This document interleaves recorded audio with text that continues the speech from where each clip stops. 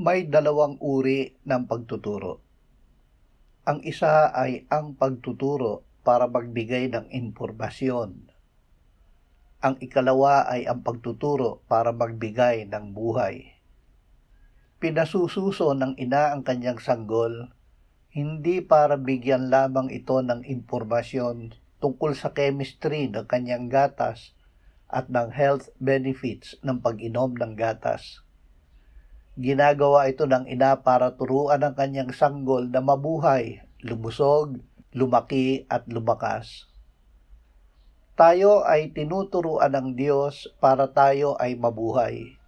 Ibinibigay niya sa atin ang kanyang salita bilang gatas na nagbibigay sa atin ng buhay. Ang ating buhay ay nasa bawat salita na nagbumula sa bibig ng Diyos.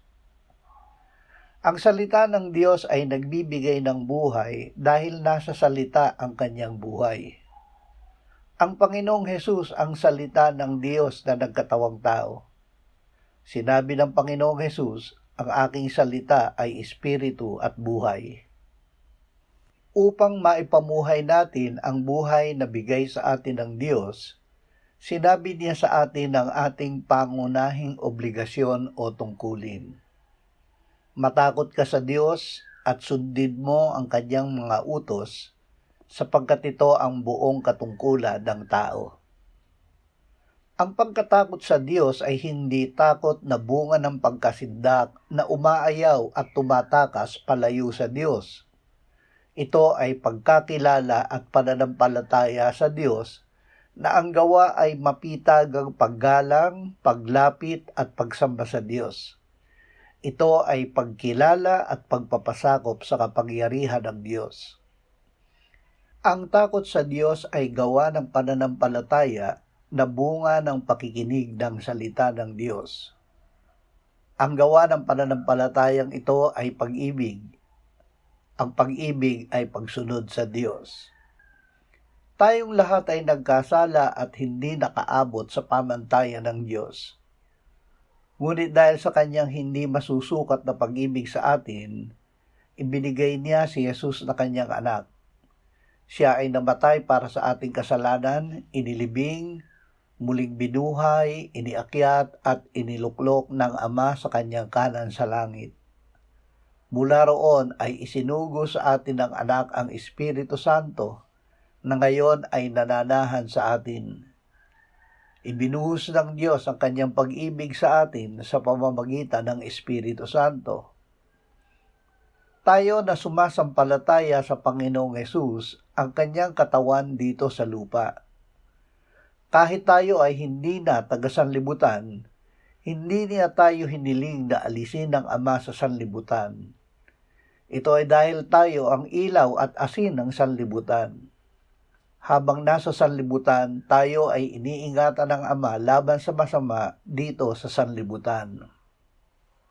Binigyan ng Ama ng otoridad ang mga pamahalaan sa sanlibutan upang maging kasangkapan ng pag-iingat sa atin laban sa masama.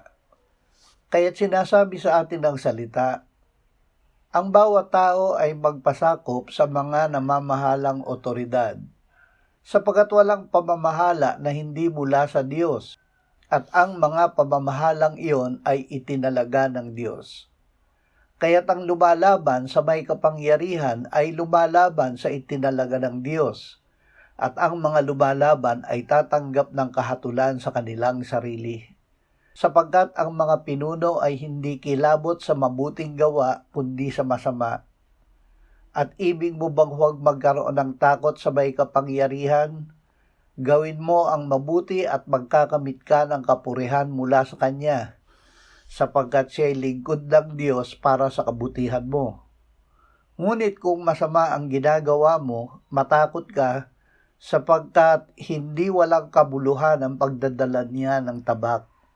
Siya'y lingkod ng Diyos upang ilapat ang puot sa gumagawa ng masama, kaya't nararapat na magpasakop, hindi lamang dahil sa galit, kundi dahil din sa budhi.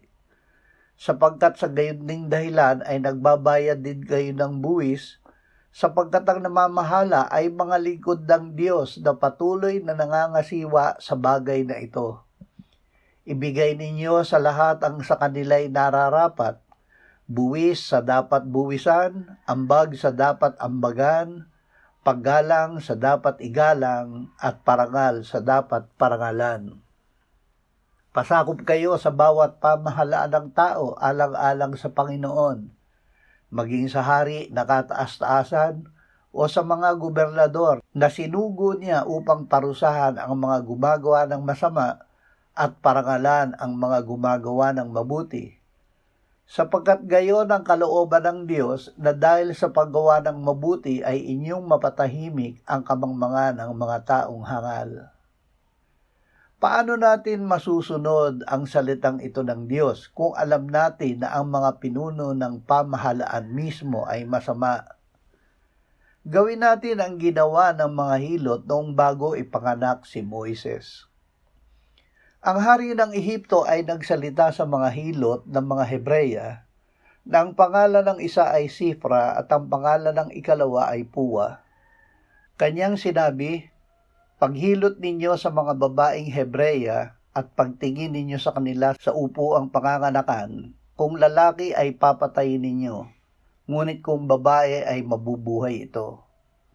Subalit ang mga hilot ay natakot sa Diyos at hindi nila ginawa ang gaya ng iniutos sa kanila ng hari ng Ehipto, kundi hinayaan nilang mabuhay ang mga batang lalaki. Pansinin natin na dahil sa ginawang ito ng mga hilot, hindi napatay si Moises noong siya ay isilang, ngunit sumunod din ang kanyang ina sa utos ng hari. Nang hindi na niya maitago pa ang sanggol, ikinuha niya ito ng isang basket na yari sa papiro at pinahiran niya ng betun at alkitran. Kanyang isinilid ang bata roon at inilagay sa talahiban sa tabi ng ilog. Gayunman, ang sanggol ay hindi namatay. Noon, ang anak na babae ni Paraon ay lumusong upang maligo sa ilog at naglakad ang kanyang mga alalay na babae sa tabi ng ilog. Kanyang nakita ang basket sa talahiban at ipinakuha sa kanyang alalay. Nang kanyang buksan ito, nakita niya ang bata at narito ang sanggol ay umiiyak. At kanyang kinaawaan siya at sinabi, ito'y isa sa mga anak ng mga Hebreyo. Nang magkagayoy sinabi ng kanyang kapatid na babae sa anak ng Paraon, aalis ba ako upang itawag kita ng isang tagapag-alaga mula sa mga babaeng Hebreya na mag-aalaga ng bata para sa iyo? Sinabi sa kanya ng anak ng Paraon, umalis ka.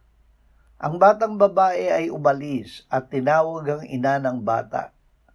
Sinabi ng anak ng Paraon sa kanya, dalhin mo ang batang ito at alagaan mo para sa akin at uupahan kita. Kaya't kinuha ng babae ang bata at inalagaan ito. Ang bata ay lumaki at kanyang dinala ito sa anak ng Paraon at ito'y naging kanyang anak. Kanyang pinangalanan siyang Moises dahil sinabi niya, sapagkat aking iniahon siya sa tubig. Gawin din natin ang ginawa ng mga apostol. Tinanong sila ng pinakapunong pari ng mga Hudyo, hindi ba't mahigpit naming ipinagbawal sa inyo na huwag kayong magturo sa pangalang ito? Ngunit tingnan ninyo, pinuno ninyo ang Jerusalem ng inyong aral at ibig pa ninyong iparatang sa amin ang dugo ng taong ito. Ngunit sumagot si Pedro at ang mga apostol, kailangang sa Diyos kami sumunod sa halip na sa mga tao.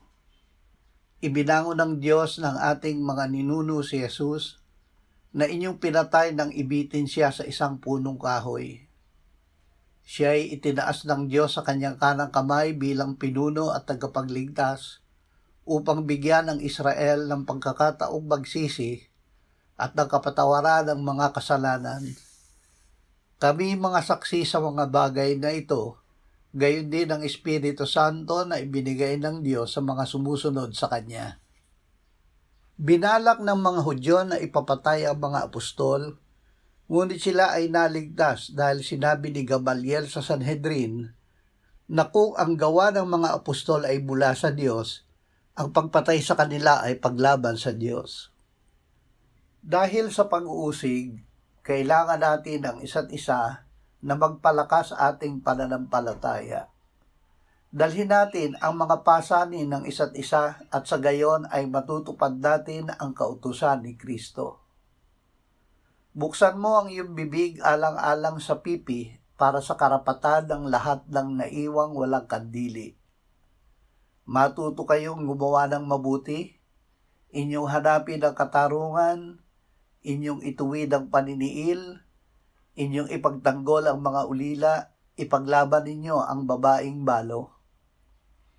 At huwag kayong makibahagi sa mga gawa ng kadiliman na walang ibubunga, kundi inyong ilantad ang mga ito.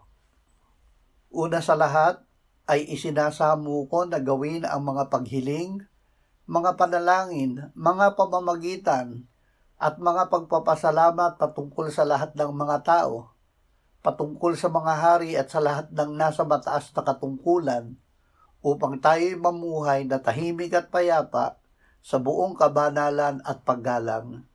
Ito'y mabuti at kaaya-aya sa paningin ng Diyos na ating tagapagligtas, na nagdanais na ang lahat ng tao ay maligtas at makarating sa pagkakilala ng katotohanan.